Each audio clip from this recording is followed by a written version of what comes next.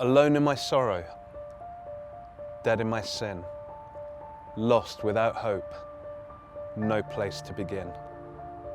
Running may be a huge part of my life now, and it's a God-given part of my life. But for so long, I was literally running for my life. I grew up going to church. Certainly in my childhood, I was very happy at church. And even into my early teens, I was still regularly attending. And then it was in my mid to late teens that mental illness began to take over. Around the age of 17 that I had my first major manic bipolar episode. And that set the pattern of things to come. And there were always horrible rages, irresponsible behaviour. I spent out of control, and I just damaged so many relationships and friendships. And then there was a depression that would follow, and I just got to the point where I truly despised myself so much that despite the fact there was never a point when I stopped believing in God, I just couldn't see any way that He'd believe in me. I couldn't see why God would want to have anything to do with me.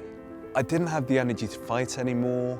I was so distraught by the pain that I was causing to others constantly that in the end, I just didn't want to be here. And there were 3 attempts on my life. 3 times I tried to commit suicide. And yet, God never gave up on me. And it was after that last suicide attempt, I woke up the next morning for the first time in 15 years. I wanted to be alive. For the first time in 15 years, I truly prayed to God. I truly prayed, Father, please help me. And I knew I felt His presence. I was looking for a relationship with this higher being, with a God, without remembering the simple premise that the only way to the Father was through the Son. And that had to change.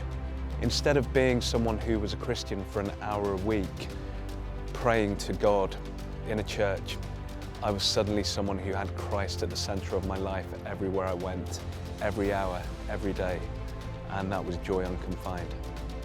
I had true hope, I had true belief, I had this real sense of calm and peace, and this knowledge actually that there was purpose in what was ahead.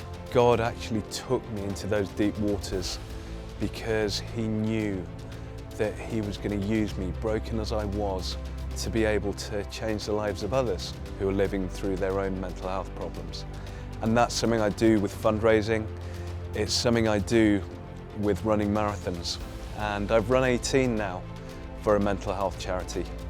And before each of those marathons, I look to run with perseverance the race that's been set out for me, so I can glorify God's name with my eyes fixed firmly on the prize of Jesus Christ.